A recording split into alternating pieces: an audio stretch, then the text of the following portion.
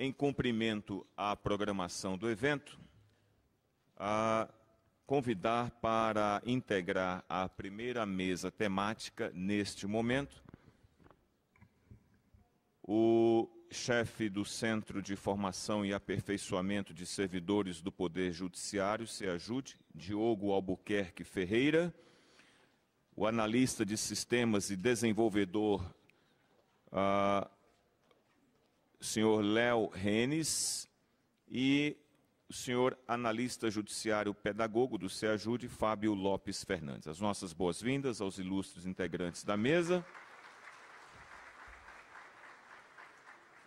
Tem a palavra, neste momento, o senhor chefe do CEAJUD.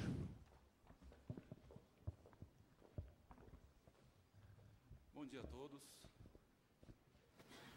Antes de começar a apresentação, tanto do Léo quanto do Fábio, que vão apresentar para vocês as duas grandes vertentes do CEAJUD, que é a parte tecnológica e pedagógica.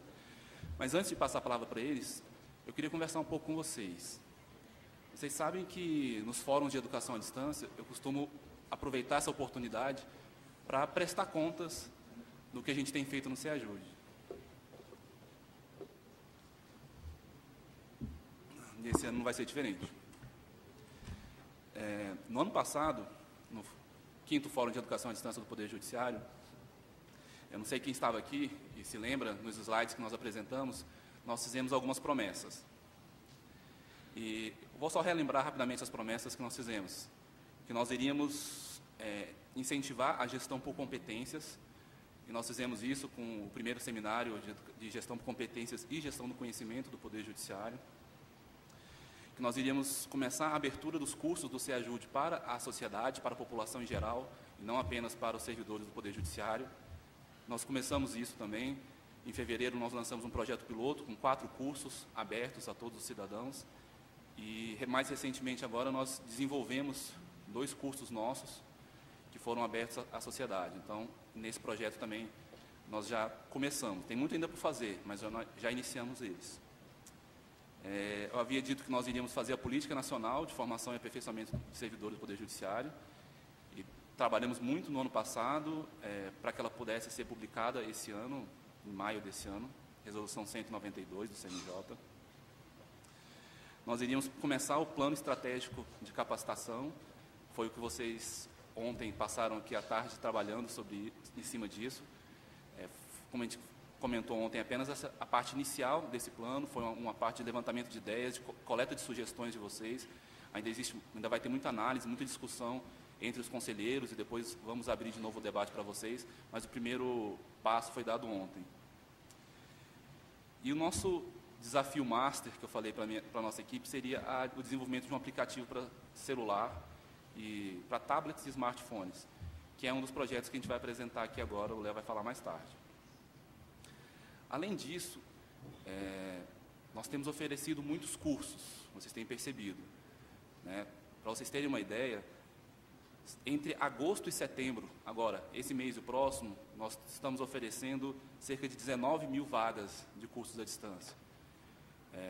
Ano passado, em 2013 inteiro, nós oferecemos 10 mil vagas. Então, a gente está numa evolução muito grande de oferta de cursos à distância.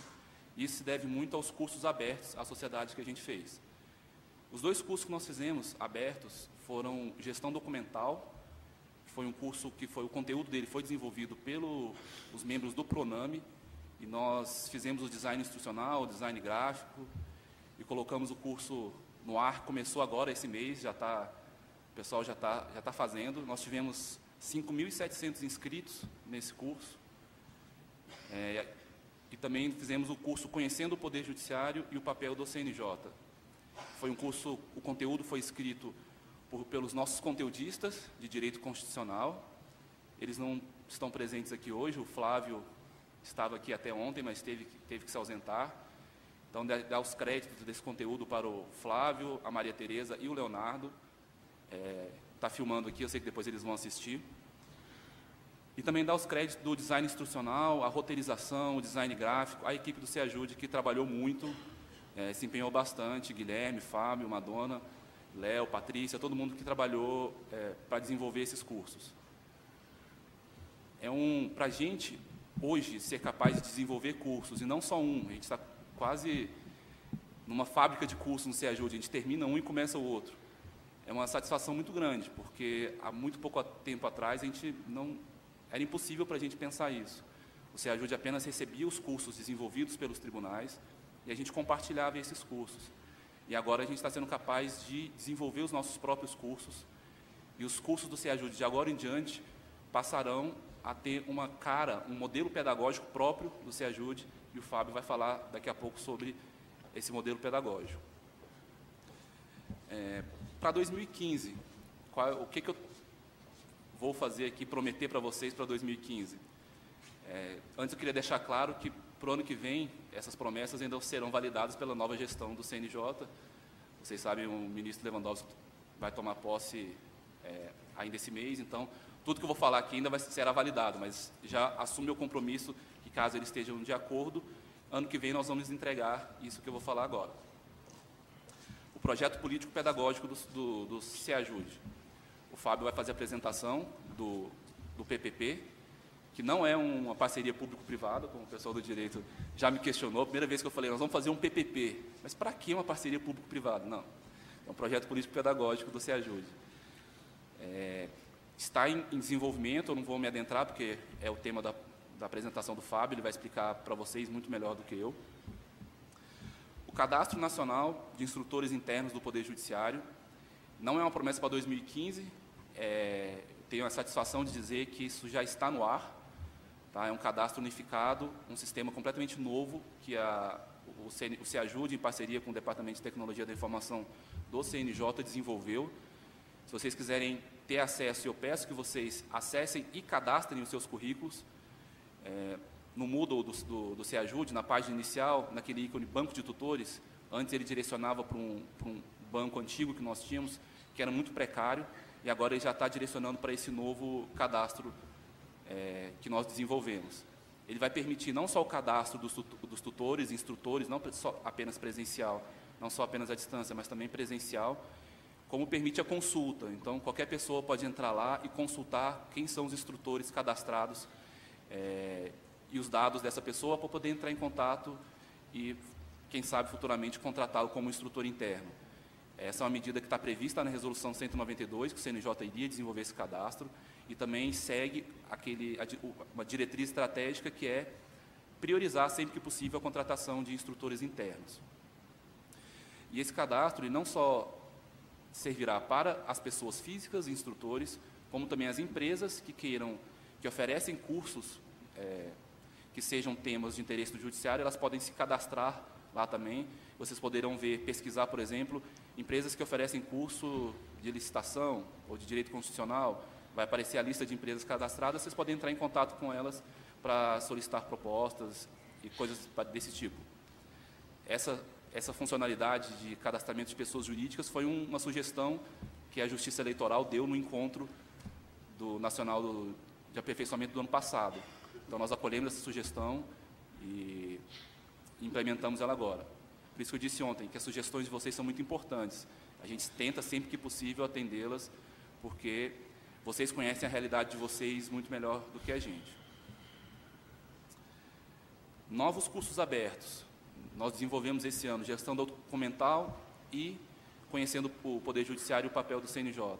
Nós já temos um outro curso, que já é o próximo da fila de produção, que é o curso de pais e mães, que a intenção desse curso é tratar sobre a alienação parental. É uma parceria do CNJ com a Childhood Brasil e algumas outras entidades que tratam do tema. E a intenção desse projeto é que todos os pais que estejam passando por um processo de divórcio, que eles sejam encaminhados a assistir esse curso para entender um pouco quais são as consequências das suas ações em relação aos seus filhos.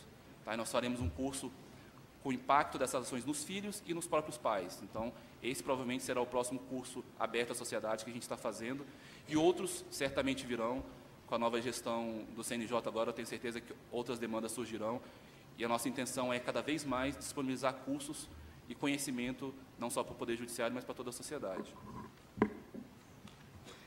E o nosso grande desafio, eu já vou dizer aqui, deixar o nosso compromisso. Nem todo mundo da equipe já está sabendo disso.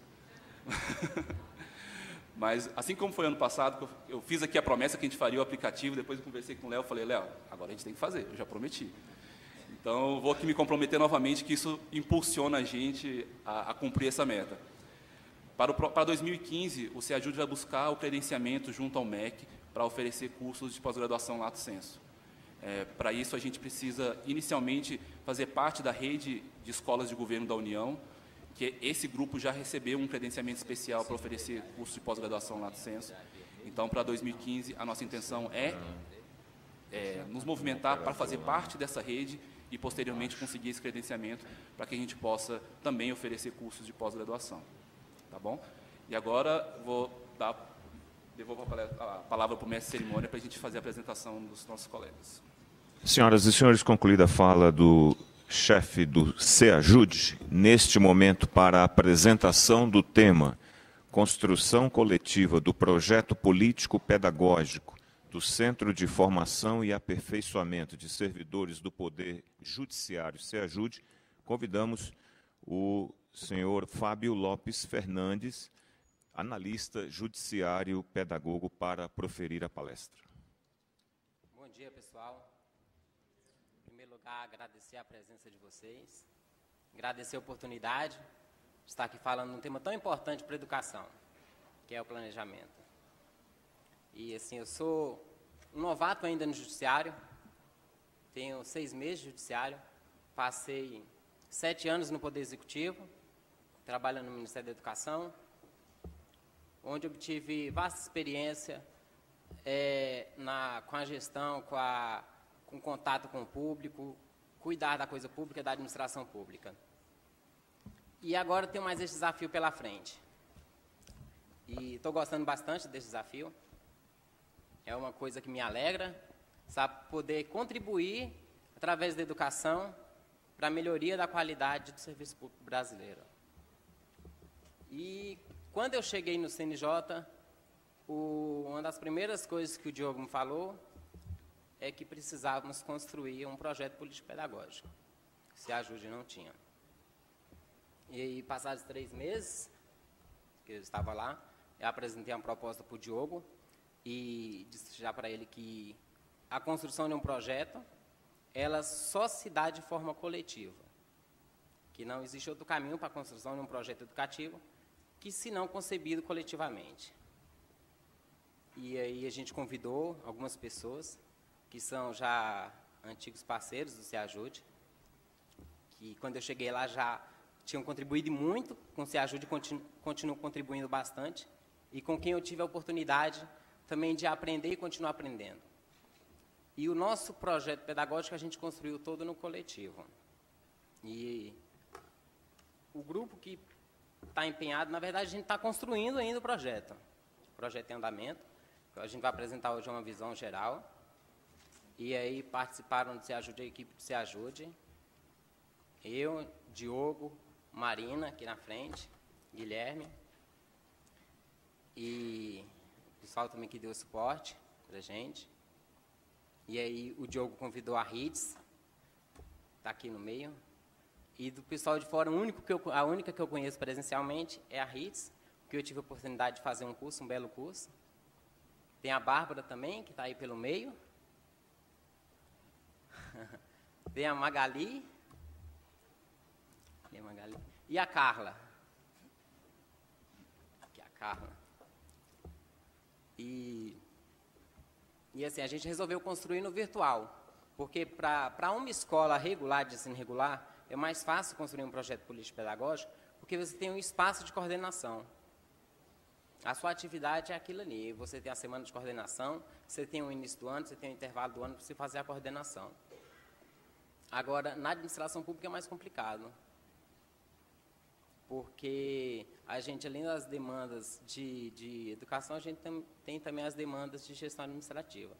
E a gente resolveu construir no virtual. E aí, assim, eu vou falar um pouquinho. E aí eu não quero ninguém dormindo. Tem alguém com sono? Tem? Tem ninguém com sono? Estou vendo gente que está com sono aí. Todo mundo acordado?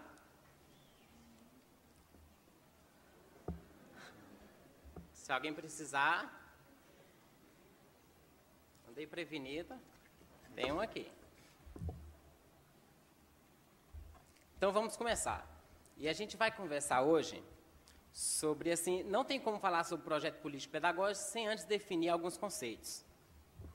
E assim, esses conceitos podem ser definidos de várias formas. Não existe um conceito único e nem um consenso quanto aos conceitos que a gente vai apresentar aqui hoje. Porque isso varia de sociedade para sociedade, de cultura para cultura. E aí a gente vai conversar sobre o que é educação,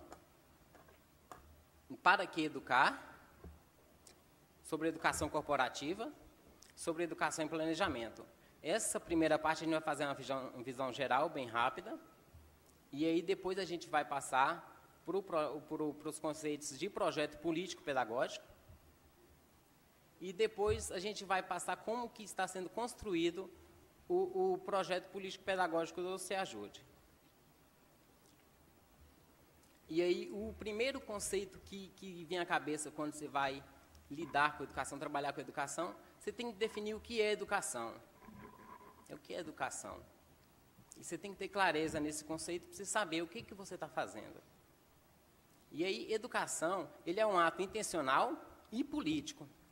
Ele pode ser sistematizado ou não, e ele vai ter sempre um objetivo determinado para o indivíduo e para a sociedade.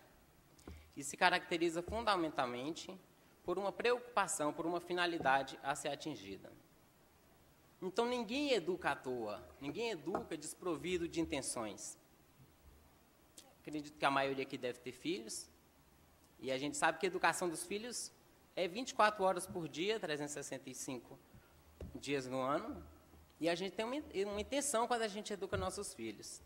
E cada um tem um ideal de vida, né? A gente projeta isso nos nossos filhos, e essa educação, que é uma educação mais familiar, ela imita a educação formalizada através das instituições. Então, a gente tem que ter clareza que a educação vai ter sempre um objetivo determinado. Não existe educação sem um objetivo, sem uma intenção, não existe educação imparcial, gente. Todo mundo que se propõe a educar tem um objetivo. Então, não adianta falar que vai fazer educação imparcial, porque não existe.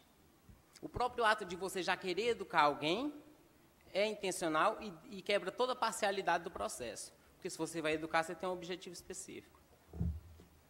E aí, quando a gente decide educar, a gente é rodeado de escolhas. A gente tem vários caminhos que a gente pode seguir.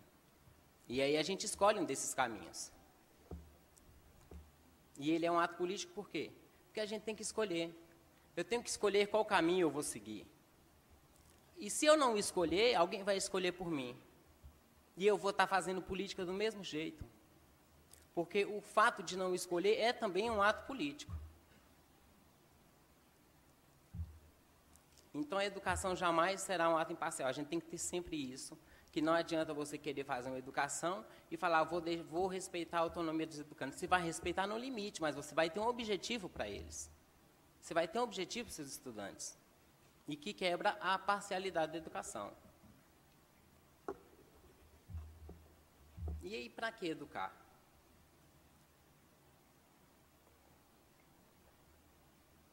Para que educar?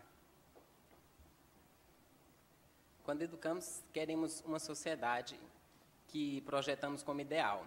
E cada cultura faz isso.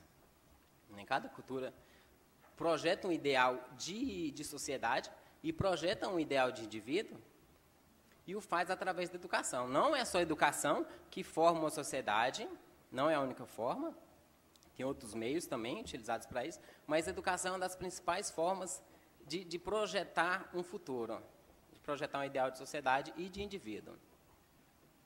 E a intencionalidade da educação representa esse ideal que queremos. A minha intenção de educar, ela vai representar o meu ideal. E aí a gente tem que pensar para nós, do Poder Judiciário, qual é o nosso ideal de educação? Qual é o nosso ideal de indivíduo e nosso ideal de sociedade? Será que já paramos para refletir sobre isso?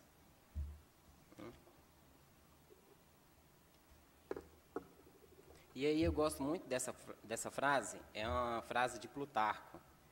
Plutarco, ele nasceu em 46 a.C. E aí ele disse que as armas não tinham conseguido submetê-los, a não ser parcialmente. Foi a educação que os domou.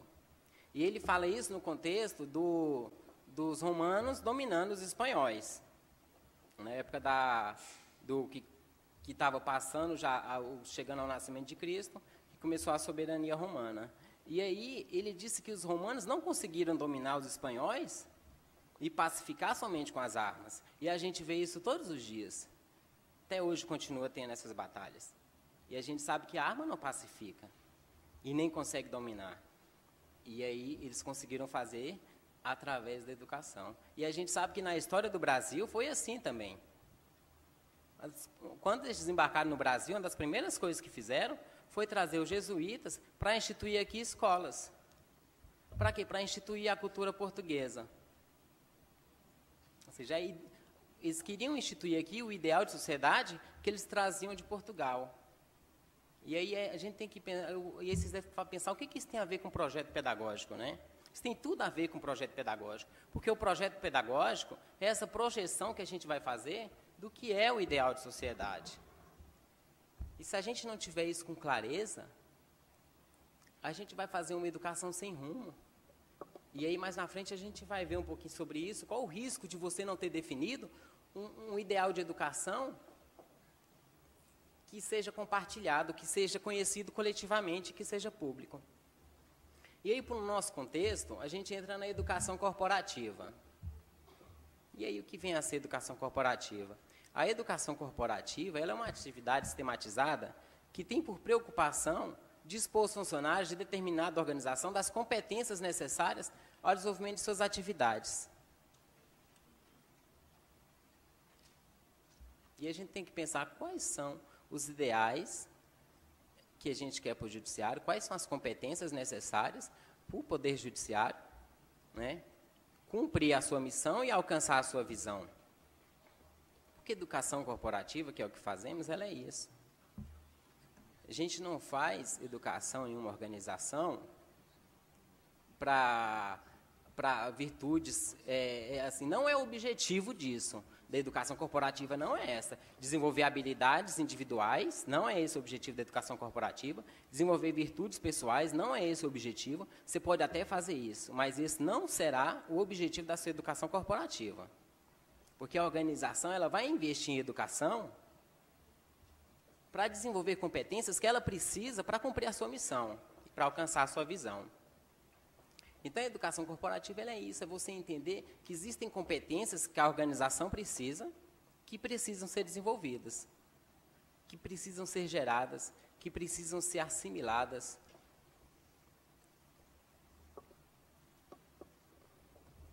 E aí o objetivo da educação corporativa é o desenvolvimento e a instalação das competências empresariais e humanas, consideradas críticas para a viabilização das estratégias de negócio. Isso é de Marisa Éboli, que é uma das principais autoras no Brasil em questão de educação corporativa.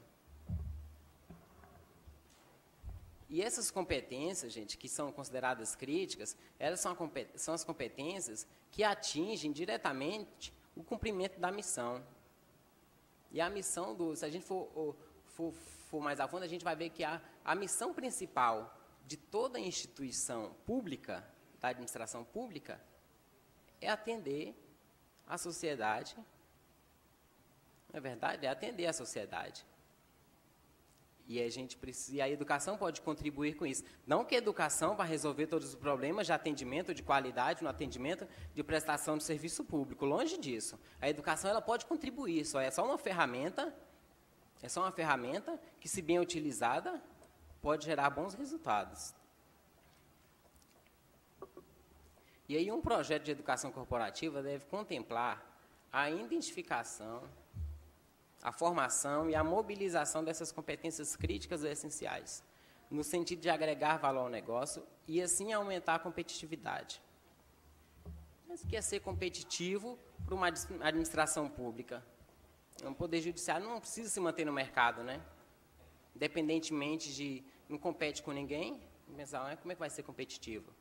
Esse é um conceito que tem que ser muito trabalhado na administração pública e, assim, o que eu carrego de competitividade para o serviço público em geral é que o serviço público ele é competitivo quando ele consegue atender às demandas da sociedade. Quando a gente contribui, por exemplo, com os impostos, a gente espera alguma coisa em volta. O IPVA, por exemplo, a gente espera que quando a gente vai sair com o nosso carro não tenha um buraco na frente da nossa casa, não é verdade? E aí, se tem um buraco, significa o quê? Que a gente pode não estar sendo competitivo. E aí, no contexto dessa educação corporativa, a gente entra numa questão, sabe, que é principal, que é a questão do planejamento. Não existe educação sem planejamento. E quando eu falo que não existe educação sem planejamento, eu digo educação de qualidade. Porque como que eu vou oferecer uma educação de qualidade se eu nem sei o que eu quero oferecer? Se eu nem sei o que eu quero ofertar? Não é verdade? É só a gente pensar no contexto de uma viagem. Sempre quando a gente arma alguma viagem, a gente se planeja antes. A gente pensa para onde é que vai, por que vai para lá, né? O que vai fazer lá. Eu vou para a praia, eu tenho menina, eu vou para a praia. Né? E aí você pensa o que você vai fazer, o que tem de bom, quais são os benefícios desse local, da localidade para onde você vai. Você tem que fazer todo um roteiro, um planejamento. Você vê qual companhia aérea você vai, você vê qual hotel, você vê se você vai no meio de semana, no final de semana. Você tem que planejar sua bagagem. Você tem que planejar uma série de coisas. Você tem que ver qual o clima lá para ver qual tipo de roupa que você vai levar. E na vida é assim, a gente não escapa do planejamento. E a gente faz isso porque está incorporado no nosso comportamento essa questão de planejar, de decidir como é que vamos agir. E aí, então, o Peter Drucker, ele diz que o planejamento é preparar-se para o inevitável, prevenindo o indesejável e controlando o que for controlável. Para mim, essa frase ela diz praticamente tudo sobre o que vem a ser planejamento. Porque se eu planejo e eu consigo me preparar para o inevitável, identificar o inevitável e me preparar para isso, se eu consigo também prevenir o indesejável, verdade? E consigo controlar o que for controlável, fica fácil de você seguir o caminho. E numa viagem também é assim. Em educação não é diferente. Quando você entra num projeto educativo, você tem que ter a consciência de que no caminho vão ter obstáculos. Vai ter obstáculos de estrutura, vai ter obstáculos de formação de pessoal, vai ter obstáculos de metodologia, de material didático. Você vai ter também com os discentes, com os docentes. E você tem que estar preparado para isso, você tem que ter clareza como que você vai agir quando essas situações surgirem. E quais são as vantagens de um planejamento? Todos nós sabemos que planejar oferece vantagens. E quais são essas vantagens para a educação, para o processo educativo? E, assim, as principais vantagens, essas vantagens quem lista é Vasconcelos, Celso Vasconcelos, de que as vantagens é a definição e ordenação dos objetivos a serem alcançados. Ou seja, se eu sei onde eu quero chegar, eu sei qual caminho eu vou pegar para chegar lá. Agora, se eu não sei, para onde é que eu vou? Se eu nem sei para onde eu quero ir. Não é verdade? Tem uma frase do autor do Alice nos Países das Maravilhas que diz: para quem não sabe para onde vai, qualquer caminho serve. E não existe verdade maior. E educação é assim, se você não sabe onde você quer chegar, ao final do processo educativo, qualquer caminho serve, qualquer educação serve. E não é isso que queremos para o Poder Judiciário. Queremos uma educação bem definida, uma educação com um fim determinado, com um caminho conhecido. E aí também tem o outro objetivo do planejamento da educação, é a estruturação e o direcionamento das ações a serem tomadas. Que é o que eu falei, se eu sei quais são os meus objetivos, eu sei quais são as ações que eu vou tomar. Se eu for viajar para um lugar muito longe, eu tenho criança pequena, eu não vou de carro, não é verdade? Vai preferir de avião, que você chega em 1 hora, 2 horas. Ou você vai preferir pegar uma criança de 2 meses e ficar 24 horas na estrada. E educação também é a mesma coisa. Se eu quero capacitar os meus servidores para oferecer um serviço público de qualidade, eu tenho que me estruturar para isso e eu tenho que dar o direcionamento das minhas ações educativas para isso. E a gente vai ver que aqui entra um ponto muito importante, que é o mapeamento de competências. O mapeamento de competências ele se faz essencial no planejamento em educação.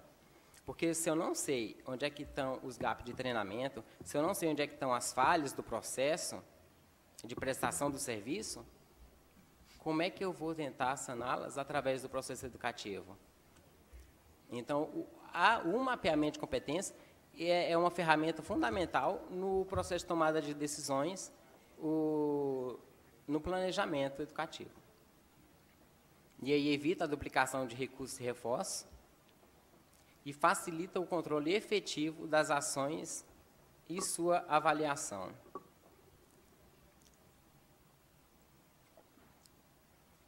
A gente sabe que a avaliação, quando a gente avalia o que foi decidido lá atrás.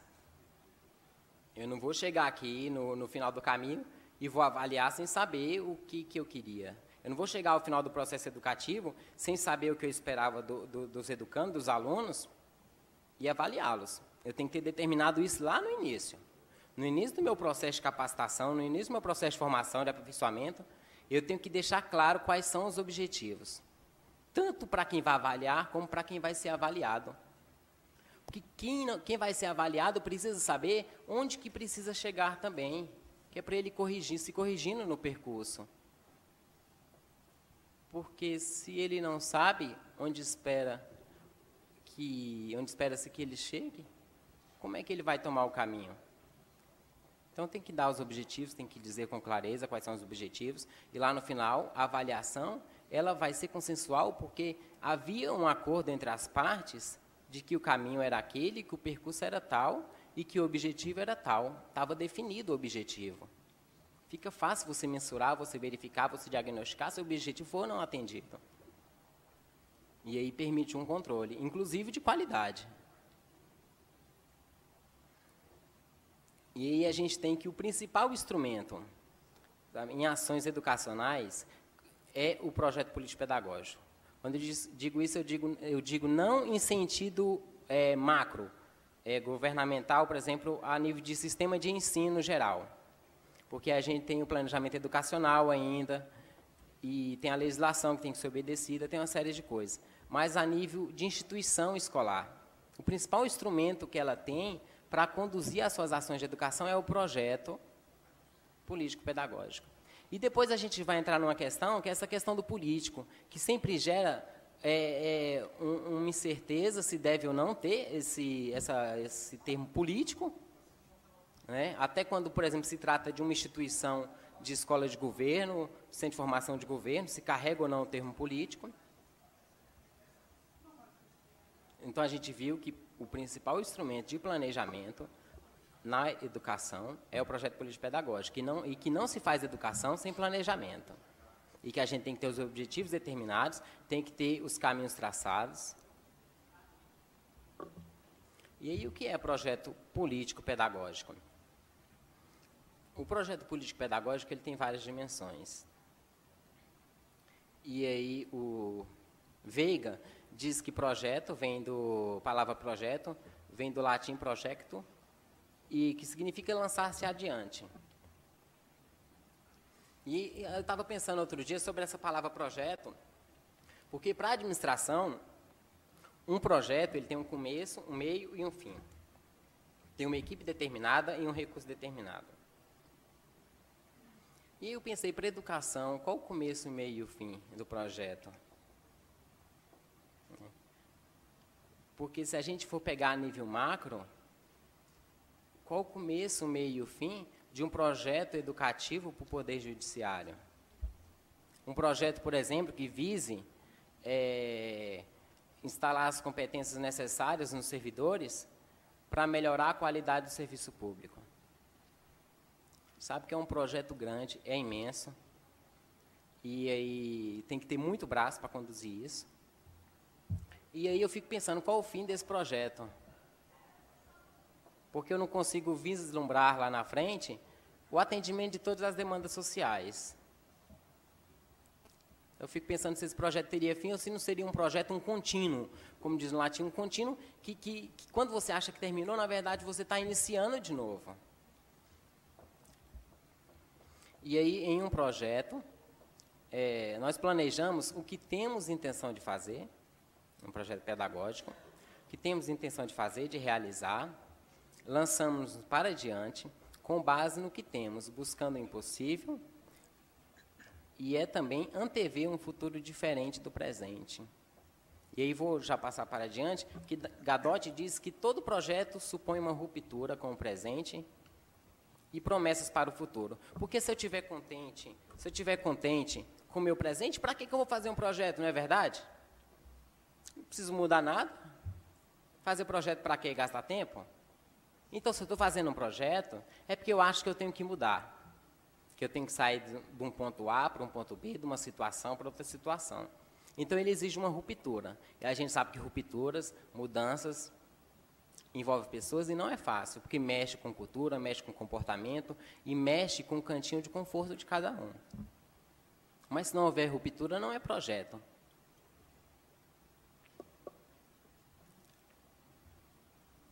E aí a gente tem que o projeto político-pedagógico é um processo permanente de reflexão e discussão dos problemas. Isso aqui é uma concepção de Marx. Dos problemas da escola na busca de alternativas viáveis, a efetivação de sua intencionalidade. Repararam que exige reflexão, gente? Mas a gente não, e a gente não para pensar que não se faz educação sem reflexão. Francis Zambert, que é um francês, ele concebe o projeto educativo como uma praxis pedagógica. E o que vem a ser a praxis pedagógica? A praxis pedagógica vem a ser a ação, a reflexão e a ação. Ou seja, eu vou agir, e aí eu vou pensar em cima do meu agir, eu vou corrigir o que for necessário, manter o que estiver bem, o que estiver funcionando, e vou agir novamente. E aí você não para, você vira um ciclo. Ação, reflexão, ação. E o projeto, ele é isso, ele não tem fim. Porque educação, as pessoas estão sempre precisando. E a gente sabe que educação não quer demais. Que saber não quer demais. E o PPP, ele revela a identidade institucional. Por que ele revela a identidade institucional? Porque ele diz o que a instituição quer. Ele diz qual é o objetivo da instituição.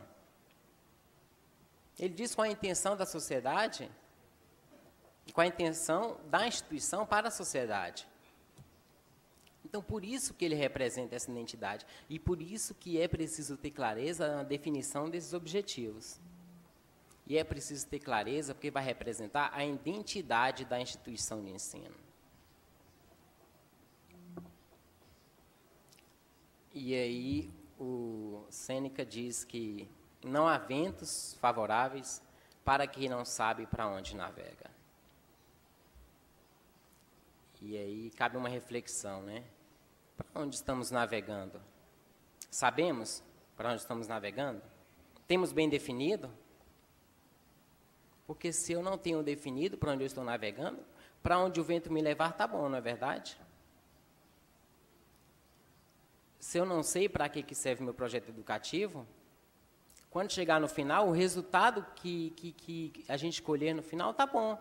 Porque eu não me propus a nenhum fim específico, então tem que ter clareza nisso.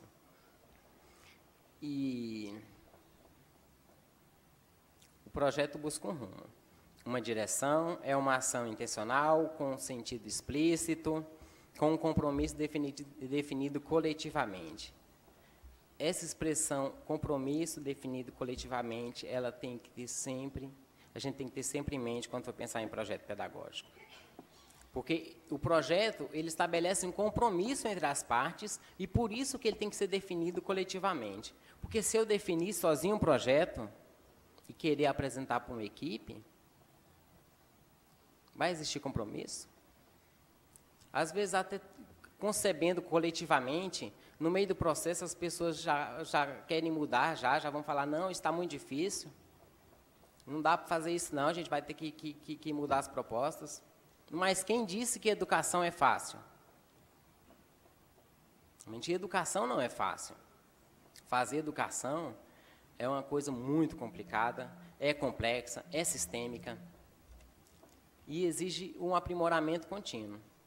E quem faz educação sabe disso. E aí eu botei essa imagem aí de 2 pessoas dentro de um barco, no meio do mar. Cada um olhando para um lado, outro para outro, cada um remando para um canto. Se eles não sentarem e definir para onde vão remar, não vão chegar a lugar nenhum. E o projeto é assim. Se você não sentar e conversar com a equipe e dizer, ó, a gente vai navegar, a gente vai remar, é para essa direção. E aí fica mais fácil, não fica? Se remar todo mundo para o mesmo lado, fica mais fácil. E por que a gente não planeja? Por que a gente não planeja? Porque dá trabalho. Planejar dá trabalho e executar dá mais trabalho do que planejar.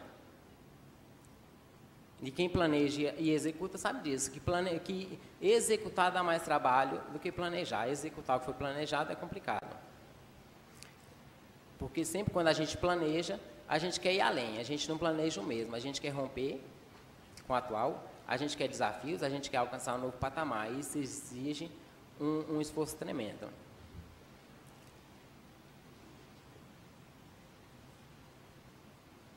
E aí, qual o objetivo, então, do PPP?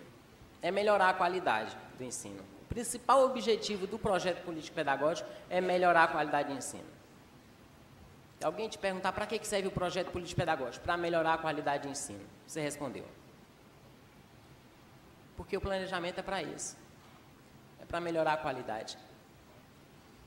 E todos sabemos que a educação, ela tem que ser de qualidade, porque senão você vai gastar esforço à toa. E aí isso é possível através da participação coletiva e da indicação de um rumo, uma direção. E deve ter explícito, num projeto político-pedagógico, os fundamentos teóricos metodológicos. Os fundamentos teóricos, eles dizem respeito a como que eu vou conceber o meu projeto educativo, baseado em quê? Vygotsky, Vallon, Paulo Freire, Piaget, John Dewey. Quem que eu vou conceber? Gardner. Quem que eu vou conceber o meu projeto pedagógico? E aí, os metodológicos diz respeito a como que eu vou implementar a teoria. Eu botei a teoria aqui, eu já sei o que eu quero. Está tudo bonitinho, a teoria é linda, gente. Agora, quando vai para a prática, que é para implementar, aí é complicado. E a metodologia é isso. É o caminho a seguir, são os procedimentos, os instrumentos, como que eu vou fazer, com quem, quando, onde, por quê. E isso tem que ter definido no PPP. Porque se você não tiver definido isso no PPP, você vai ter um livro só, dizendo que sua instituição acredita nisso, mas que não diz como é que vai fazer isso. E aí tem que dizer quais são os objetivos, a gente já falou sobre isso. Tem que dizer qual o tipo de organização, e no nosso caso do Poder Judiciário, qual o tipo de organização? É uma instituição de ensino regular? Não. É uma instituição que tem como objetivo capacitar, aperfeiçoar, formar servidores. Para quê? Aí tem que definir, para quê? Para que eu vou formar, na verdade? Eu acredito que a gente tem que formar para melhorar a qualidade do serviço público. E aí a gente entra as formas de implementação e avaliação da instituição de ensino. Eu tenho que dizer as formas, como é que eu vou tornar... Porque o projeto, ele é uma concepção utópica. Quando você concebe um projeto pedagógico, ele é utópico. E ele tem que ser bonito. O projeto político-pedagógico tem que ser uma coisa bonita. Tem que ser... A pessoa tem que ler e tem que se encantar com aquilo ali, com aquela instituição de ensino. O aluno fala, eu quero estudar na instituição. O professor fala, eu quero trabalhar na instituição. Porque ele tem que carregar o sentimento do grupo que acredita naquela proposta que está ali colocada no papel. Então ele é utópico, sim, mas ele é utópico até o momento que não se torna concreto. E se você não fizer o processo de implementação, ele vai ser sempre utópico. E aí você tem que então dizer quais são os mecanismos de implementação e de avaliação do seu projeto. E você tem que avaliar se o seu projeto está sendo cumprido. Estão executando. Porque 6 meses depois você fez um projeto e você não executou nada do projeto, para que precisa de projeto, não é verdade?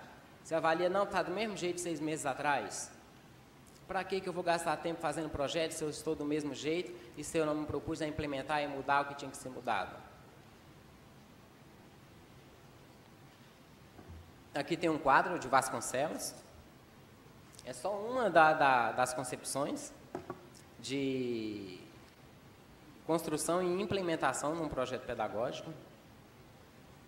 E assim, cabe... E aí cada instituição, quando pega isso para fazer na sua organização, e aí cabe modificações, cabe adaptar a realidade, e cabe pensar o que vai ajudar na construção do processo.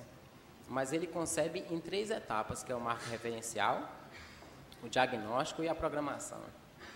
E o marco referencial é isso, é o que queremos alcançar. E esse queremos alcançar, ele tem que ser utópico, para despertar o sonho, para despertar o desejo, o querer, de falar, nossa, eu quero estar naquele lugar. Eu quero chegar lá naquele ponto, todo mundo olhar, nossa, educação de qualidade as pessoas fazem.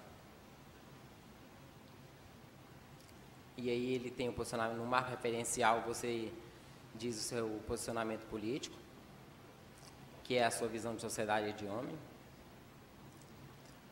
E você tem o pedagógico, que é toda a questão educativa que diz respeito a como ensinar, o que ensinar, por que ensinar, quando ensinar, quem ensinar.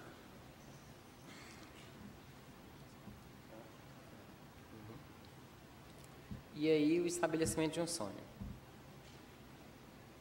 E aí depois a gente vai para o diagnóstico, que é a gente vê na nossa realidade o que a gente tem. E a gente identificando o que a gente tem, a gente compara com o que a gente quer. E aí a gente precisa dizer quais são as ferramentas que eu preciso para sanar essa lacuna, do que eu tenho para o que eu quero. E a programação que é isso, que é para quais são os instrumentos que você vai utilizar para tirar essa diferença, do diagnóstico para o sonhado, do real para o sonhado. Isso aqui tem a parte que eu já falei, já do marco referencial, que ele vem o marco situacional, o marco filosófico e o marco operativo. E aqui o diagnóstico, quer dizer qual o contexto, como é que é a instituição, o que faz, por que, como, a estrutura, os recursos, tudo isso. E a programação é a proposta.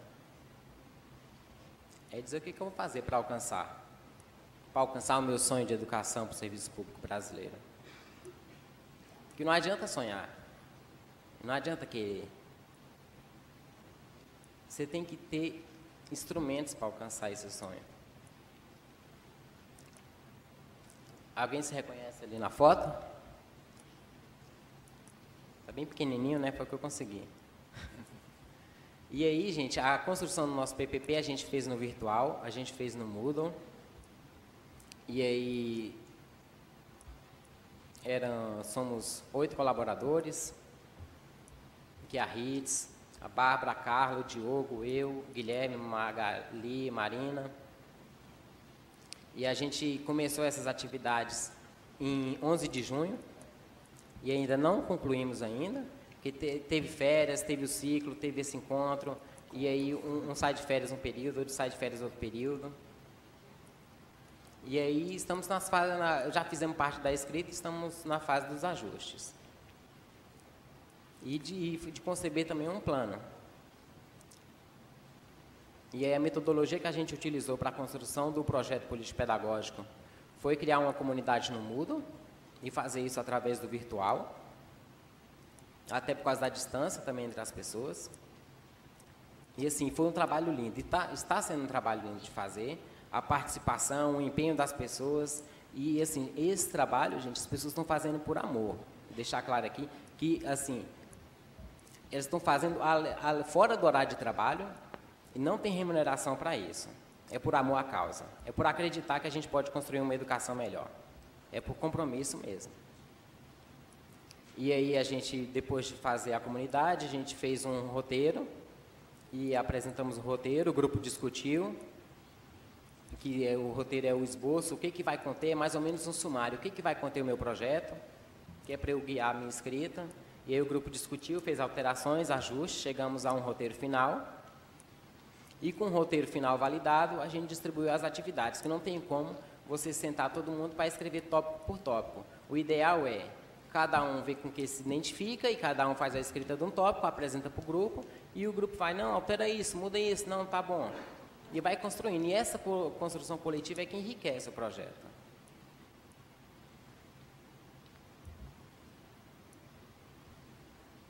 E aí foi essa. E aí a parte de azul, essa parte de azul é a parte que a gente ainda está pendente de concluir, que é a validação do que já foi escrito até agora e apresentar sugestões de alteração, inclusão de conteúdo. E isso sempre vai surgir. E a principal, que é a construção de um plano de ação e de operacionalização do PPP. O que vem a ser a operacionalização do PPP? É a implementação do PPP, é tornar aquilo real, no dia a dia ali, ó, trabalhando, sentando atrás do computador e fazendo com que aquilo se torne realidade, para daqui 1 ano, 2 anos, 3 anos, você olhar para trás e falar, atingimos o objetivo que estava no PPP. E aí depois a gente vai para os ajustes finais e, por último, a validação do PPP. E isso tudo tem que ser de forma coletiva, gente. Não adianta, depois de tudo escrito, uma pessoa pegar e falar, estou de acordo, e assinar. Assim, claro que dentro da administração pública a gente vai ter que sempre passar pelo crivo, né, da legalidade, para institucionalizar aquilo ali, e alguém pegar e falar e assinar, isso aqui é de acordo com os princípios da administração pública, está tudo ok. Mas agora, dentro do grupo de construção, isso tem que ser decidido coletivamente. Agora, quando passa para o âmbito estratégico de definir se isso vai ser validado ou não, isso não tem como fugir, porque a gente está dentro de uma instituição e que deve prestar contas para a sociedade, e que tudo que faz tem que ser feito com transparência e clareza.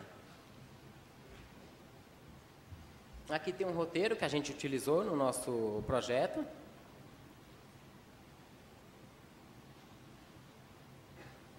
Depois vou mandar essa apresentação para vocês. Tem um roteiro que a gente utilizou, que é a parte da caracterização institucional. Aí depois os referenciais estratégicos. Se vocês forem ver, isso é muito parecido, se aproxima muito com o planejamento estratégico, gente. Só porque ele não é numa concepção de administração, é numa concepção de educação.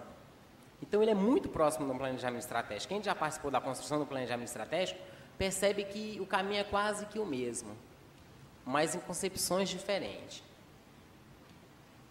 E aí você define os objetivos, você define a missão, a visão, e aí a missão é o que eu vou fazer, o que eu quero entregar para a sociedade, para que eu estou aqui, entendeu? Para fazer o quê? E a visão é onde eu quero estar. Onde é que eu quero estar? E para eu chegar onde eu quero estar, eu tenho que cumprir a minha missão. Vou concluir já. E aí vem os referenciais teóricos, que a gente falou lá atrás, que é a parte de conceber a questão assim, literária mesmo, pegar da literatura especializada e conceber coletivamente também a visão, até mesmo trazer do institucional o que a gente tem de concepção de homem, de indivíduo, de sociedade, e concepção de educação, e a metodologia de ensino-aprendizagem. E aí depois os princípios norteadores e valores. A matriz de competências, o que eu quero, né, gerar, o que eu quero instalar, quais são as competências que eu vou focar.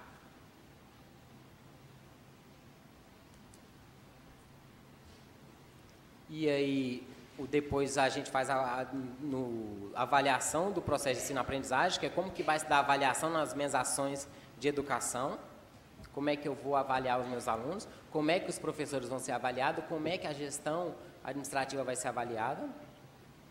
E aí eu defino a concepção de avaliação e as formas de avaliação. E aí, por último, o plano de ação, que é o que eu vou ter que implementar. E aí, por último, os benefícios. do PPP. Os benefícios do PPP, gente, são vários. Eu listei aqui alguns, o que eu achei que eram os principais. E aí ele cria um acordo entre as partes. Por que cria esse acordo? Porque se definimos junto o caminho que seguir, por que você vai largar agora, vai pular do barco? Não foi junto que a gente decidiu? Você não estava de acordo? Então vamos fazer. Por ter sido contribuído coletivamente, e além do acordo, ele gera um compromisso entre as partes. Por ter sido uma coisa definida coletivamente. E aí ele concentra os esforços na mesma direção, porque você não tem um definido qual a direção. Às vezes eu estou fazendo uma coisa e meu colega está fazendo para outra direção, está cada um caminhando para um lado. E ele cria uma cultura da praxis pedagógica, que é ação, reflexão, ação, e esse processo não para. E deixa claro para todo mundo da organização, deixa claro para todo mundo a organização do trabalho pedagógico. Entendeu? Como é que funciona? Porque aí fica fácil. Na ausência de alguém, você sabe como é que funciona a instituição. E estabelece uma forma consensual de funcionamento da instituição. E aí, para encerrar, uma frase que eu gosto muito e que eu acho que tem muito a ver com o projeto político-pedagógico é a de Michael Jordan, que diz que o talento vence jogos, mas só o trabalho em equipe ganha campeonatos. E isso é verdade. E aí o projeto político-pedagógico, gente, é isso. É o trabalho em equipe que gera resultados. E agradecer a atenção de vocês. E aí, quem tiver alguma pergunta, fique à vontade. Era isso que a gente tinha para conversar hoje. Ok.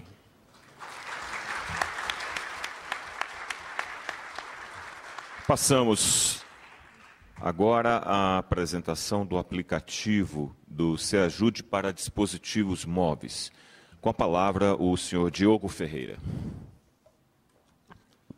Bom dia novamente. Agradecer ao Fábio primeiro pela apresentação brilhante que ele fez do nosso projeto político-pedagógico. E só ressaltar uma questão, um ponto que ele tocou, que é o trabalho coletivo que está sendo feito na construção do projeto político-pedagógico, é por amor à causa mesmo.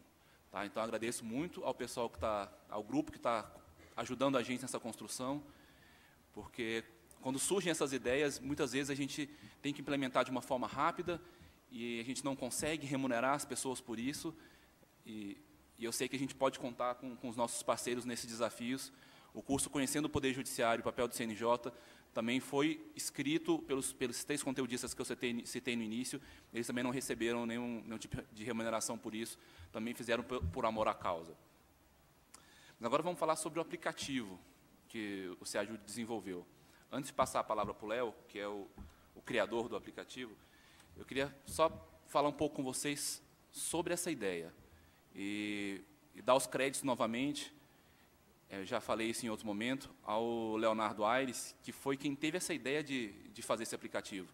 Um dia ele foi visitar a gente lá no SEAJUDE, e tomando um café, conversando, ele falou assim, por que vocês não fazem um aplicativo de celular para facilitar a comunicação e a interação entre os alunos e o SEAJUDE? Na hora a gente gostou da ideia, passou um dia, eu conversei com o Léo, falei, Léo, é possível fazer? É. Então tá, passou acho que uma semana ou 2, no fórum do ano passado, eu falei, a gente vai fazer. E aí meio que bateu um desespero, né? Porque agora a gente tem que fazer, foi prometido. E como é que a gente ia fazer esse aplicativo? A gente tinha alguns caminhos para seguir.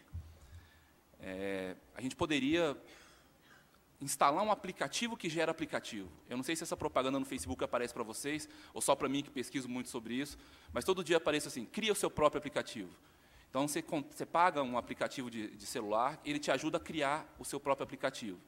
Essa seria uma saída nossa para construir o nosso aplicativo. A outra seria solicitar para o nosso Departamento de Tecnologia da Informação a construção de um aplicativo de celular. A gente sabe, assim, no CNJ, vocês sabem também, a quantidade de sistemas que o CNJ tem, muitos de vocês alimentam relatórios nesses sistemas, mas não vamos entrar nesse assunto agora, mas a área de tecnologia do CNJ tem muitas demandas. E demandar um aplicativo de celular para a nossa área de TI, a gente achou que fosse um caminho que talvez fosse demorar muito para ser concretizado. Uma outra solução seria contratar uma empresa para desenvolver esse aplicativo. Contratar uma empresa, eu não preciso nem dizer que a complicação que seria para a gente justificar todo esse processo de licitação ou não sei, de inexigibilidade, para contratar uma empresa e desenvolver um aplicativo. Eu falei, não, vamos fazer no Se Ajude Way. É nós mesmos. É dentro da nossa casa, sempre que a gente se encontra num desafio muito grande, que a gente percebe que vai ser difícil conseguir outras soluções, a gente acaba fazendo nós mesmos. Foi assim com o Moodle, quando a gente instalou nós mesmos, tivemos que aprender o código do Moodle, eu tive que aprender PHP, que não sou da área, e SCSS, tudo isso. E nós iniciamos assim em 2009, e hoje nós temos um ambiente virtual que é referência para muitas organizações. Então, eu falei, não, vamos fazer o aplicativo nós mesmos. Fazer o aplicativo nós mesmos, e para a gente do Se Ajude, a gente tem a sorte de ter alguém da área de tecnologia dentro da nossa equipe, apesar de ser uma única pessoa, né, para fazer muita coisa, e a gente faz muita coisa mesmo, mas nós temos uma pessoa com esse conhecimento dentro da nossa equipe. Traz algumas vantagens e desvantagens. Acho que a maior vantagem da gente resolver desenvolver o nosso próprio aplicativo, escrever o código desse aplicativo, toda essa sistemática, é o know-how. A gente aprende como fazer. A gente não terceiriza para uma outra empresa, a gente não instala um aplicativo que faça isso por nós, a gente vai descobrir como faz isso. E não é simples. Depois o Léo vai explicar um pouco mais para vocês. Nem ele sabia muito como fazer isso no início, quando a gente começou esse trabalho. Ele teve que estudar muito para aprender essa lógica de programação para dispositivos móveis, que é diferente de tudo que a gente já tinha feito. Uma outra vantagem da gente desenvolver o nosso próprio aplicativo é a gente poder, nós mesmos, implementar as melhorias e as funcionalidades que a gente quer. É uma outra experiência que a gente trouxe também do Moodle. Por nós conhecermos muito bem o Moodle, hoje a gente tem a capacidade de desenvolver soluções especializadas para os nossos problemas. Nós temos, o Léo também desenvolveu um plugin de inscrição para o Moodle, que a gente precisaria de uma forma de inscrição muito peculiar para o CNJ. A gente oferece curso para todos os tribunais, a gente tem uma lista de penalidades, né, o aluno que abandona o curso sem nenhuma justificativa, ele fica impedido de fazer outro curso durante 12 meses. Então, em alguns momentos, a gente limita o número de vagas por tribunal, por exemplo, o Tribunal do Acre tem 2, da Bahia tem 2. Então, a gente precisaria ter uma forma de inscrição que levasse em conta todas essas regras de negócio. São quantas regras, Léo? Umas 15 regras de negócio para o nosso plugin de inscrição. E o Moodle, obviamente, a sua forma padrão de fazer inscrição, ele não leva em consideração tudo isso. Então, a gente, por conhecer muito bem o Moodle, hoje a gente foi capaz de fazer esse plugin de inscrição que atendesse todas as nossas necessidades. E a mesma ideia a gente projeta isso para esse aplicativo. Ele está muito no início, ele está só na sua primeira fase de desenvolvimento, mas agora a gente aprendeu como fazer. E isso nos permite implementar novas melhorias, implementar novas funcionalidades, talvez implementar funcionalidades que hoje a gente nem saiba ainda que a gente precise, mas que as necessidades vão surgir com o tempo e agora a gente já sabe como fazer. Uma outra vantagem também de desenvolver esse aplicativo, da forma como a gente fez, foi evitar que a gente também utilize outros aplicativos dentro do nosso aplicativo. Por exemplo, um direcionamento dentro do aplicativo do Se Ajude para outros aplicativos ou para outros sistemas. A gente tentar manter tudo dentro do nosso aplicativo para a gente ter um maior controle sobre isso.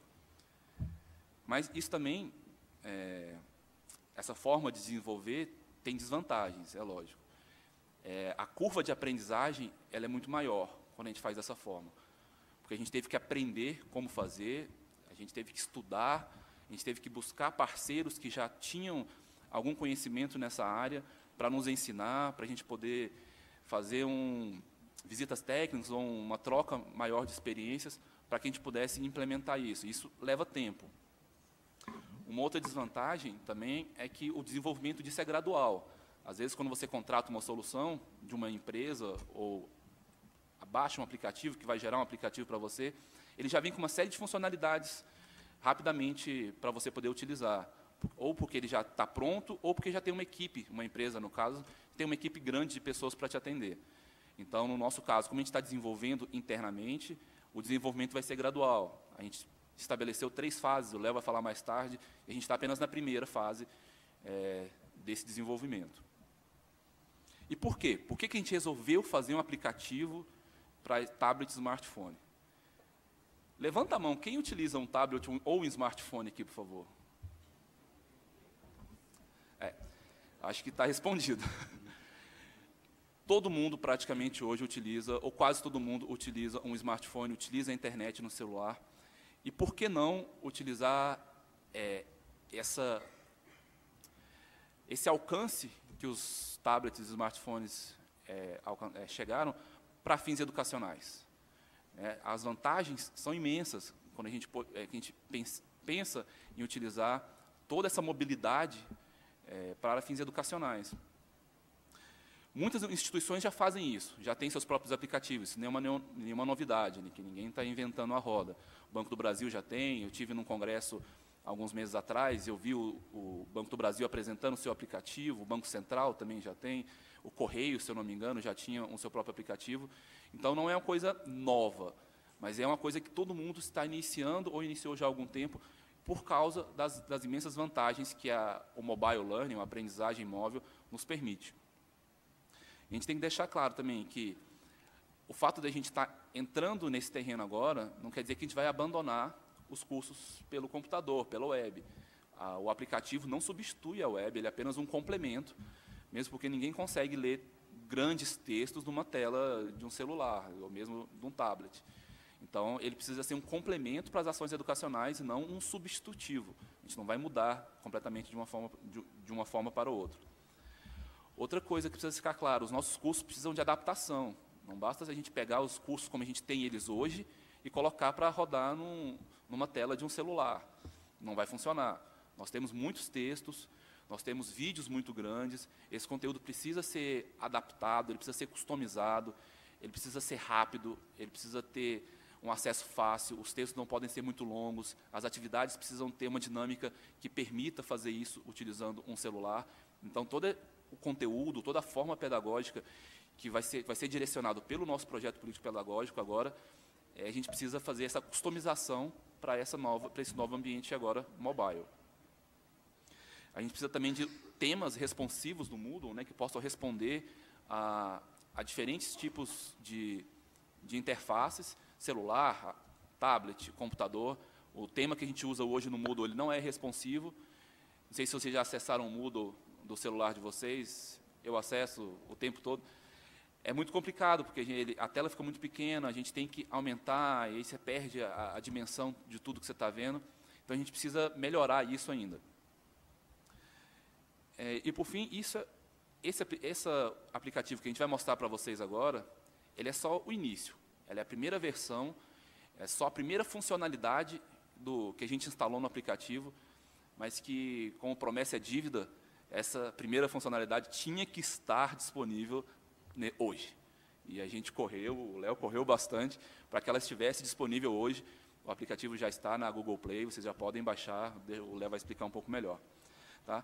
E apesar de ser algo ainda muito pequeno, eu vejo como algo muito grandioso, porque vai nos permitir ampliar o nosso alcance e talvez chegar a lugares que hoje a gente ainda não consiga ainda saber aonde. Mas o caminho é esse. Pelo número de pessoas utilizando dispositivos móveis, eu acho que não tem volta. A gente só precisa fazer isso da melhor forma possível, tecnologicamente e pedagogicamente. Tá? E agora eu passo a palavra para o Léo, que é o analista de sistemas do SEAJUDE, que vai apresentar para vocês o aplicativo. Obrigado. Bom dia a todos.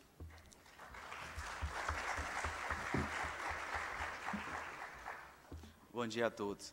Primeiramente, eu quero aproveitar a oportunidade para agradecer aqui em público o Diogo por ter lançado esse desafio. Foi um desafio assim que me ajudou muito a crescer nessa área de tecnologia da informação, também desenvolvimento para dispositivos móveis. Também quero agradecer a equipe, a equipe do SEAJUDE, que é uma equipe assim, muito amiga, muito parceira, que está ali do nosso lado o tempo todo. Assim, isso faz muita diferença, esse ambiente agradável para se trabalhar.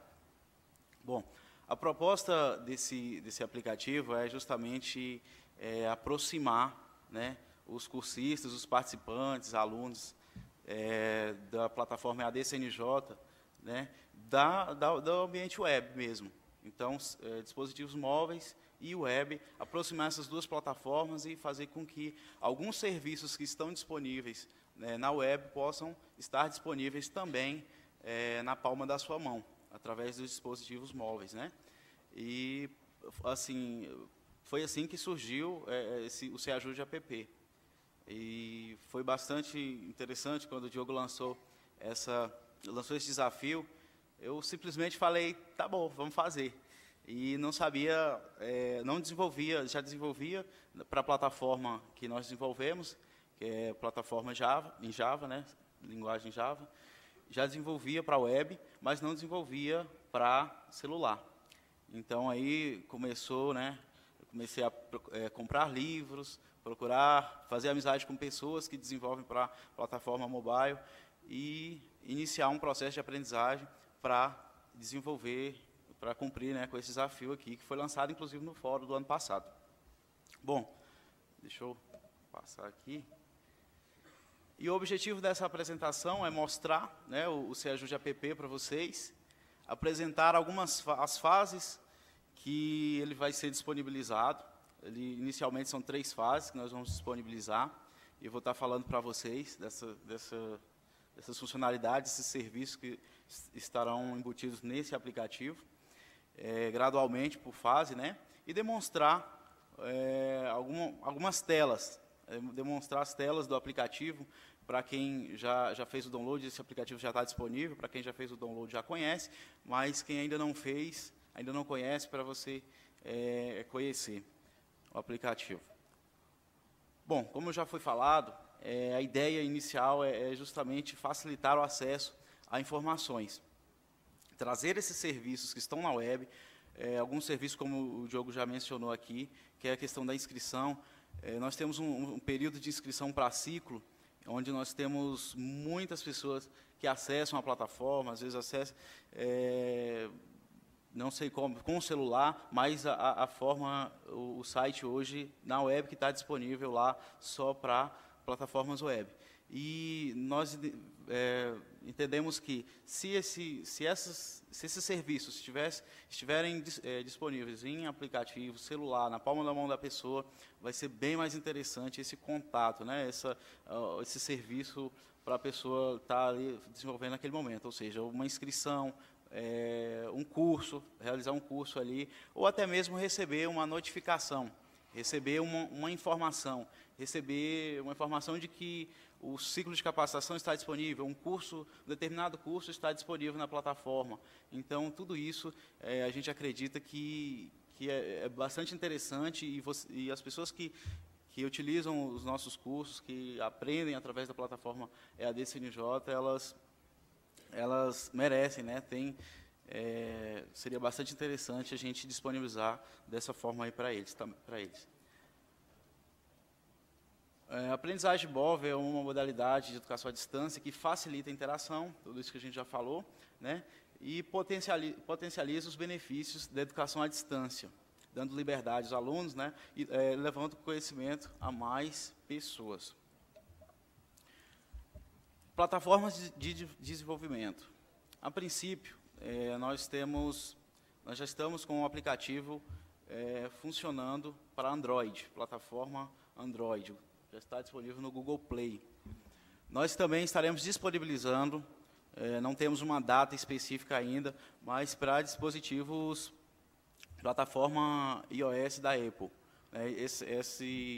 Para essa plataforma nós não disponibilizamos ainda, mas nós vamos disponibilizar. Por que nós escolhemos o Android para iniciar esse projeto?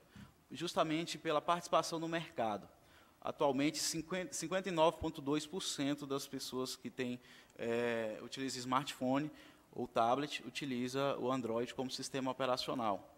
E 23% utiliza iOS, e a outra parte nos outros sistemas operacionais, como o Windows e entre outros, né? Então, foi por isso que nós colocamos o foco primeiro no Android, né, desenvolvimento em Java, e para disponibilizar. Em seguida, nós vamos viabilizar todos esses serviços para os dispositivos que utiliza o sistema operacional da Apple, e nós vamos manter essas duas plataformas, né? Então, assim, para as outras plataformas, o Windows, a gente, pelas pesquisas que nós fizemos, pouquíssimas pessoas utilizam. Então, o esforço não compensa, né? Não vale a pena, não é viável.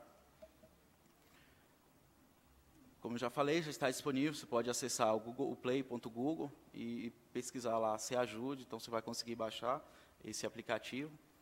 E futuramente nós vamos disponibilizar para dispositivo da Apple. As fases do projeto. A primeira fase do aplicativo, ele será utilizado para enviar informações para os participantes. Como assim? A gente vai enviar notificações. Sempre que o Se Ajude ele lançar algum evento, lançar algum curso, alguma informação que o Se Ajude queira fazer de forma rápida, alguma divulgação, uma coisa assim, a gente vai utilizar, né, esse aplicativo, onde nós vamos enviar notificações para os usuários, de forma, uma notificação aí de, no máximo, 500 letras, né, 500 caracteres, e o objetivo inicial dessa primeira fase é isso, é comunicar com os usuários, através de notificações. A segunda fase, o aplicativo vai permitir que os usuários façam inscrições nos cursos. Quem já participou do ciclo de capacitação oferecido aí pelo Se Ajude, já preencheu um formulário, já fez uma inscrição em um curso, e aquele formulário ele apresenta apenas uma interface com alguns campos, mas por trás daquele formulário, nós temos uma série de regras, como o Diogo já mencionou. E nós vamos trazer, né, esse serviço para essa plataforma. Isso está previsto para daqui a 6 meses a gente disponibilizar essa versão. A gente vai sempre disponibilizando versões. Se a gente conseguir terminar a versão que está proposta, né, dessa segunda fase, antes do período mencionado pelo Diogo aqui, a gente vai disponibilizar. Então, sempre que tiver uma versão nova, pedir para atualizar, você pode atualizar e já vai estar disponível, provavelmente, essa versão aí que permite a inscrição. E a terceira fase é permitir que o aluno utilize o aplicativo para fazer curso, né? A gente ainda está estudando qual a melhor forma possível que nós vamos disponibilizar esse serviço. Essa fase ainda não está iniciada, né, mas a gente já anuncia como um objetivo para a gente alcançar. Aqui eu passei uma visão técnica do funcionamento, né, dessa primeira fase. É um diagrama que mostra os componentes, né, as plataformas envolvidas para permitir, viabilizar o funcionamento do envio de notificações, que é essa primeira fase. Então, nós temos um servidor de aplicação, ou seja, esse aplicativo, ele está disponível no celular, mas ele também tem uma parte web, né? Utiliza a plataforma web aí, onde a gente identifica as pessoas que estão com o aplicativo instalado para a gente poder mandar uma notificação. Por isso, nós temos um servidor web. Nós utilizamos também para enviar essas notificações o GCM, que é o Google Cloud, é a nuvem, né? A gente faz o envio da notificação para a nuvem o Google gera um número identificador para aquele dispositivo, para o aplicativo instalado no celular, e retorna, né, para o celular com essa identificação. Uma vez o aplicativo instalado no seu celular já tenha essa chave gerada pelo Google Cloud, ele faz, né, uma requisição no servidor, que aí entra o momento que isso é feito no momento da instalação. Quando você está instalando o aplicativo, ele pede, né, para você registrar a sua conta. Você registra, coloca seu nome, coloca seu e-mail, e ali ele gera também um identificador para a sua conta. Então, você tem uma conta única e é gravado no banco de dados, como está aí no diagrama. Uma vez feito isso, a gente tem as informações das pessoas, né, dessa informação da pessoa que tem o aplicativo instalado, e a gente já sabe quem é a pessoa, e a gente notifica essa pessoa. Então, basicamente, esse é o funcionamento da primeira versão, dessa primeira fase do aplicativo. E assim nós iremos desenvolvendo as próximas fases e disponibilizando os próximos serviços aí. Essa é a carinha do aplicativo. Quem já instalou já teve esse contato, né? Então, tem aí a primeira tela, que é a tela de registro, onde você registra sua conta. Você já cai nessa segunda tela, que é a tela da notificação. Toda vez que você receber uma notificação do SeAjude, vai aparecer dessa forma aí, dessa segunda tela. Então, vai aparecer o horário que você recebeu e tudo mais. E embaixo, um botão para você visualizar um histórico de todas as notificações que foi enviado para o seu celular. E quando você tem um menu, e no menu você pode visualizar essa outra opção, que é a tela sobre o SeAjude. Nessa tela tem o contato do SeAjude, através de e-mail, de celular, Facebook, e você já pode, isso está utilizando um link, você pode clicar, e ele já abre, inclusive, o seu aplicativo de telefone, para você já só clicar no verdinho e fazer uma chamada para o SeAjude, caso você tenha dificuldade com algum curso, ou em algum momento, para acionar o SeAjude. Então, a gente deixou disponível aí também no aplicativo. Então, assim, instalação do SeAjude app. Para instalar, como a gente já disse, ele está disponível no Google Play, né? Está disponível para Android. Então, você pode acessar o play.google, colocar SeAjude lá na pesquisa, já vai aparecer SeAjude, já vai aparecer esse aplicativo, pede para instalar, né? E ele já instala no seu celular. Então, a gente faz até um convite para você que utiliza sistema operacional Android, já quiser fazer, né, a instalação do aplicativo e esperar as próximas versões, já utilizar desse serviço que nós já temos disponível. E é isso aí.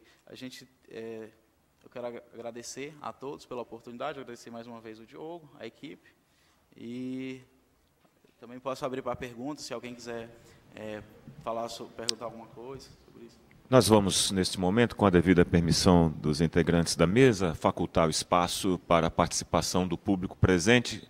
Temos já uma contribuição. Seria possível chegar um microfone? Temos um receptivo? Não.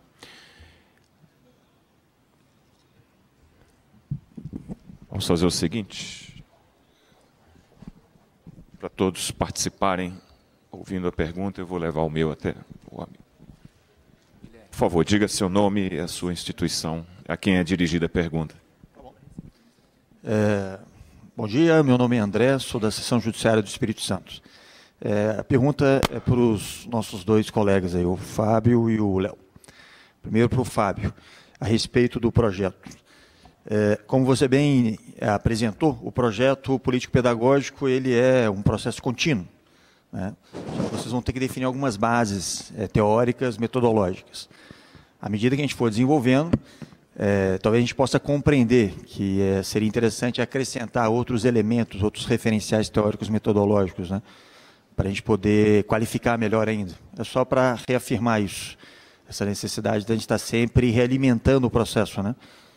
Só para ver qual que é a sua posição em relação a isso. Em relação ao Léo, é uma questão mais técnica mesmo. Você falou aí da terceira etapa, que seria disponibilizar os cursos, e o Diogo tinha citado, por exemplo, a questão de que tem cursos que têm vídeos com, né, uma carga de memória muito grande e que precisa adaptar. Então, aí é só para entender o processo, que eu desconheço completamente esse tema.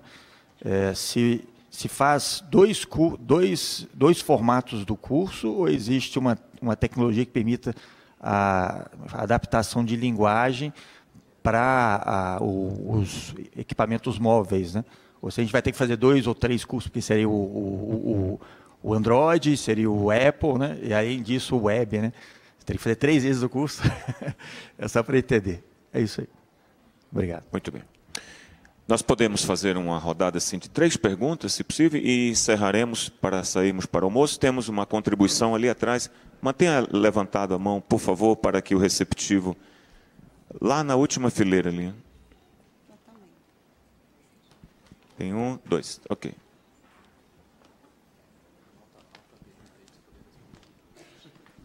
Seu nome e instituição, por favor. Bom dia. Aliás, boa tarde já, né? Boa tarde. Meu nome é Augusto, eu sou do TRT da 21ª, Rio Grande do Norte. E minha pergunta é para o Léo. Em relação ao aplicativo, né, para mobile, ele teria alguma interação? Meio que vai de encontro à pergunta anterior do colega, né? Se seriam formatos de cursos completamente diferentes, ou esse aplicativo ele preveria alguma interação direto com o Moodle, tipo uma postagem no fórum que geralmente dispara um e-mail, dispararia uma notificação para o aplicativo e a pessoa teria esse acesso imediato, né, de ver que alguém postou alguma coisa no fórum. Era essa. Ok. Aí vamos ouvir a próxima pergunta e passamos para as respostas. Onde está a próxima pergunta? Mantenha levantado o braço, por favor. O receptivo já está a caminho com o microfone. Obrigado. Por gentileza, seu nome, a instituição e a quem é dirigida a pergunta. Maria Luísa, Tribunal de Justiça do Estado Tocantins. Para o Diogo, com relação ao credenciamento, a proposição de credenciamento junto ao MEC para cursos de pós-graduação. Esse credenciamento será para cursos presenciais ou cursos de pós-graduação à distância? Obrigado. Passamos às respostas agora. Mais alguém? Respondendo, colega, essa questão do contínuo do projeto é exatamente isso mesmo. O projeto pedagógico ele é inacabado, ele nunca está pronto. Está sempre passando por revisões. E aí, às vezes, no dia a dia, a equipe vê que no momento da construção, o cenário mudou, surgiram coisas novas, surgiram novas demandas, e aí é o momento de atualizar o projeto. Então, ele é isso mesmo, ele é um contínuo, é inacabado, e está sempre em alimentação, nessa retroalimentação, né, que vem da prática, e não para. Respondendo a sua pergunta, a questão da disponibilização, né, dos cursos e dos recursos disponíveis em um curso EAD. Isso também é um desafio para a gente, tá? Mas nós já estamos trabalhando para a disponibilização dessa terceira versão, a questão de um tema responsivo, ou seja, a utilização dos recursos que nós já temos disponíveis para a web hoje, são temas Moodle responsivos, ou seja, adaptados, que se adaptem a qualquer resolução, seja uma Smart TV, uma tela de celular, um tablet, que é um dos dispositivos mais utilizados para realização de cursos EAD. Então, essa terceira versão nós vamos trabalhar no tema específico da plataforma EAD CNJ, né? Então, assim, essa é a primeira conclusão do estudo que nós estamos fazendo para viabilizar isso daí. Acho que assim, a gente já conversou, né, Diogo, algumas vezes sobre isso, e a forma mais, melhor dizendo assim, viável de fazer é dessa forma, desenvolvendo um tema responsivo, mas que seja responsivo mesmo, não apenas simplesmente falar que é responsivo e esconder apenas o menu. É desenvolver um tema responsivo para que o pessoal que acesse o curso realmente acesse ali de forma responsiva, onde apareça um recurso por vez, uma atividade por vez ali na tela e enxugue assim, as outras informações, focando sempre naquele recurso que será disponibilizado naquele momento. Recursos que eu digo são aqueles recursos do próprio Moodle, como uma página, um fórum, enfim, esses recursos que eu estou me referindo, tá? A interação entre o Moodle com o aplicativo. Inicialmente, nós estamos enviando notificações a partir de uma interface, né, de uma outra aplicação web que nós temos com esse fim. Nós ainda não estamos utilizando o envio de notificações em caso das pessoas que estão inscritas em um fórum, por exemplo, né, a interação da base de dados do Moodle com o aplicativo. Mas, assim, nós queremos chegar nesse nível, sim, nosso desafio é esse, e como nós já sabemos como fazer, principalmente essa primeira fase, nós vamos trabalhar, porque é só, a nível de técnico, é só pegar a informação que está disponível numa plataforma e enviar, na plataforma web, e enviar para o dispositivo móvel. Isso nós já sabemos como fazer, que é utilizando o Google Cloud, que é a nuvem. né? Então, é só questão de implementar e analisar primeiro, né? Analisar a viabilidade, qual a vantagem de implementar esse recurso e implementar, fazer a parte do envio especificamente. Só complementando, Diogo, por favor, e o colega também quer complementar, que você já responde de uma vez só. Esse credenciamento, se à distância, se esse credenciamento vai ser só para o Se Ajude, ou se esse credenciamento já vai fazer também, pedindo autorização para que as escolas, que são escolas de governo, as escolas do Poder Judiciário, que são já escolas de governo, se terão esse credenciamento extensivo a elas. Tá?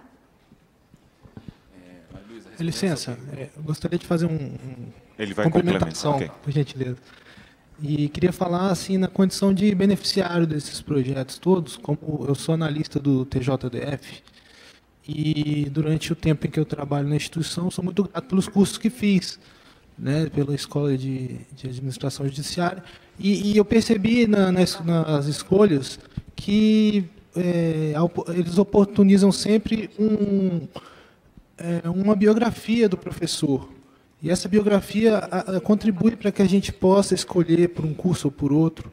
E, no meu caso, eu percebi que os melhores professores com que eu tive a oportunidade de ter aula estavam em uma atividade muito intensa, universitária, de pesquisa, mestrandos, doutorandos. Então, assim, a minha pergunta é a seguinte: se os conteudistas e os monitores também teriam essa biografia disponibilizada para que a gente possa escolher, e principalmente se a formação deles for estritamente por educação à distância, que isso também conste na sua biografia. Obrigado. Tá. Eu vou pedir para você... Desculpa, eu não entendi muito bem a pergunta. Você poderia só... Não, a pergunta é, do ponto de vista do usuário, né, para escolher determinado curso. Não basta a gente ter o assunto que está sendo discutido naquele projeto, naquela aula. Eu estou falando em uma perspectiva para se existe essa possibilidade de ter mais informações sobre formação do conteudista e formação do monitor, do tutor, desculpe. Existe a possibilidade, sim. A gente não havia implementado isso, mas já vai ficar registrada a sugestão para a gente colocar isso nos próximos cursos. A gente tem a bibliografia, o currículo, né, de todos os tutores, pelo menos, alguns conteudistas, como nós temos cursos de outros tribunais, a gente precisará entrar em contato com eles, mas nada que impeça a gente de, para os próximos cursos, fazer isso também, tá? Maria Luísa, sobre o credenciamento, a gente ainda não entramos nesses detalhes, assim. Foi uma promessa daquelas que eu fiz, que a gente vai começar a trabalhar de agora em diante, para isso. A nossa ideia é que seja o credenciamento para oferecer curso de pós-graduação à distância, já que a missão do Se Ajude é promover a educação corporativa em todo o Poder Judiciário. Então, facilitaria para a gente, se a gente pudesse oferecer curso de pós-graduação à distância. Mas eu confesso que eu não sei quais são ainda os requisitos e que o MEC exige, toda a regulamentação. Se for mais fácil, talvez, o credenciamento para cursos presenciais, a gente pode iniciar com esse e, posteriormente, tentar o de curso à distância. Mas, assim, eu confesso que eu ainda não sei quais são esses requisitos, eu não teria como responder ainda. Eu só esclarecendo, e já deixando aqui uma sugestão. A Escola da Magistratura do Estado de Tocantins, ela está credenciada para pós-graduação, nós já temos 5 cursos de pós-graduação lá do Censo, pelo Conselho Estadual de Educação, porque é presencial. Então, essa autorização, esse credenciamento, quando escola de governo, que a lei renova e só permite às escolas de governo fazer pós-graduação lá do Censo, ou às universidades, ou centros universitários, então, nós temos esse credenciamento à distância. E agora eu estou perguntando isso porque nós estamos entrando com um processo junto ao MEC, porque nós temos toda a estrutura, você conhece, de IAD. E nós estamos entrando no MEC com o pedido para credenciamento, porque aí só o MEC pode credenciar, que é a distância, para o credenciamento da escola para fazer a distância. Então, eu quero deixar aqui a sugestão. É complexo, nós demoramos 2 anos para credenciar a escola, para fazer pós-graduação lá do Censo presencial, e vamos demorar talvez aí uns 3 anos para fazer o credenciamento junto ao MEC, porque tem que ter vários pré-requisitos. Mas já deixamos assim, que a gente está com um caminho bem avançado. Se o SEAJUDE quiser aproveitar a estrutura, eu acredito que lá, nosso tribunal, com certeza, ficará de portas abertas para que isso seja feito, até ajudar, porque se o SEAJUDE ajudar e auxiliar nessa busca do credenciamento da escola, ele poderá usar a estrutura toda, o próprio SEAJUDE, para fazer essa pós para o Brasil todo, através da estrutura física da escola. Eu agradeço a ajuda e a gente sempre precisa. Eu já tinha conversado com a ENAP, com o Interleges, eles também já conseguiram o credenciamento, se dispuseram a nos ajudar. E é bom saber também, eu vou procurar depois você para a gente conversar melhor sobre isso. O trabalho do SEAJUDE é essencialmente colaborativo, vocês puderam perceber. E quanto mais gente trabalhando em prol do Poder Judiciário, melhor. Eu agradeço. Ok, nossos agradecimentos aos servidores do SEJUDE, que souberam com habilidade, linguagem objetiva e clara apresentar este tema, contribuindo certamente para o enriquecimento do evento. Senhoras e senhores, encerram-se assim os trabalhos da manhã. Reiniciaremos as atividades às 13h30.